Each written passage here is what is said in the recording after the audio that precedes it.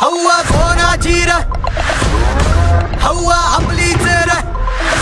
हवा कोणाची रे या कार्यक्रमाचे प्रायोजक आपल्या स्वप्नातील घरांच्या मजबूत आणि सुंदर दरवाजांसाठी एकमेव विश्वसनीय ठिकाण कालिका डोर्स.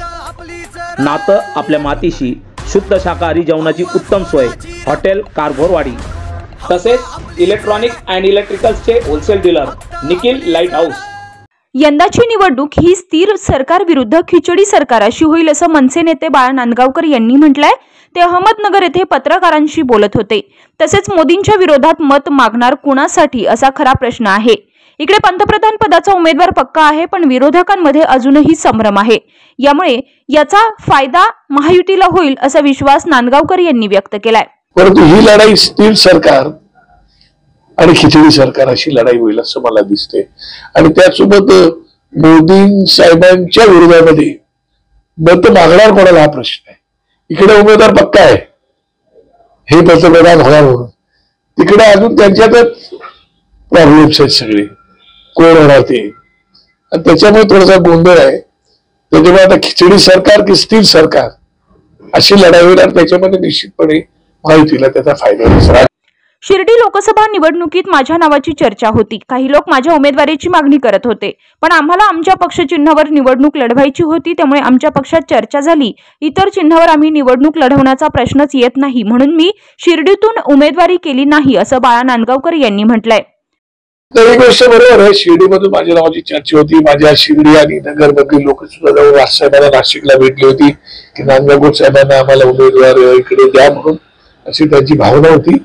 कारण शिर्डीमध्ये मी बरेच वर्ष काम केल्यामुळे माझा स्वभाव, माझे असलेले संबंध सगळ्याच पक्षाशी, पक्षाच्या पलीकडे जाऊन मी काम करतो, मी राजकारणाच्या पलीकडे काम करतो, म्हणून त्यांना वाटलं असेल नांदगावकर साहेब जर आमच्याकडे आले तर आम्हाला बरं होईल. आणि म्हणून त्यांनी जाऊन मागणी केली होती आणि त्याप्रमाणे ते पक्षाच्या कडे मागणी केली होती. परंतु पक्षामध्ये चर्चा झाल्यानंतर मग शेवटी आमच्या चिन्हावरतीच आम्हाला निवडणूक लढवायची होती. आम्ही इतर चिन्हावर निवडणूक लढवू शकत नव्हतो आणि त्याच्यामुळे मग काय पुढे निवडणुकीला उभा राहायचा प्रश्नच येत नाही. आणि त्याच्यामुळे आता जे उमेदवार या ठिकाणी उभे आहेत त्यांच्या प्रचारासाठी, त्यांना मदत करण्यासाठी आम्ही या ठिकाणी प्रामाणिकपणे आलेलो आहोत. मनसे नेते बाळा नांदगावकर यांनी आज अहमदनगर येथे मनसे पदाधिकारी आणि कार्यकर्त्यांची बैठक घेतली.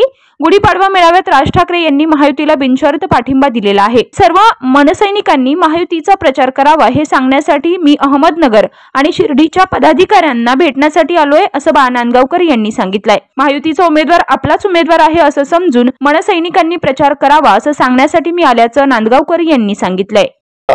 नगरच्या आणि शिर्डीच्या सगळ्या पदाधिकाऱ्यांना भेटायला मी या ठिकाणी आलेलो. कारण नगरमध्ये उमेदवार उभे आहेत महायुतीचे दक्षिण नगरला सन्माननीय डॉक्टर सुजय विखे आणि बाजूच्या मतदारसंघात शिर्डीमध्ये महायुतीचे उमेदवार आहेत सन्माननीय सदाशिव लोखंडे. एकंदरीत पाहिलं तर 9 तारखेच्या गुढीपाडव्याच्या सभेमध्ये आमच्या साहेबांनी बिनशर्त पाठिंबा मोदी साहेबांना दिलेला आहे, जेणेकरून मोदी साहेबांनी ह्या देशाचं पुन्हा एकदा खंबीर नेतृत्व करावं अशा प्रकारच्या भावना व्यक्त करून त्यांनी पूर्णपणे पाठिंबा दिलेला आहे. आणि म्हणून आम्ही आमच्या कार्यकर्त्यांची बैठक घेऊन त्या बैठकीमध्ये कार्यकर्त्यांना आज मार्गदर्शन करणार आहे की आपण पूर्ण ताकदीने या निवडणुकीत उतरायचं आहे आणि 13 मे पर्यंत रात्रीचा दिवस करून लोक बाहेर काढण्यापासून, घराघरात प्रचार करण्यापासून सगळा प्रचार आपलाच उमेदवार आहे असं समजून करायचं आहे.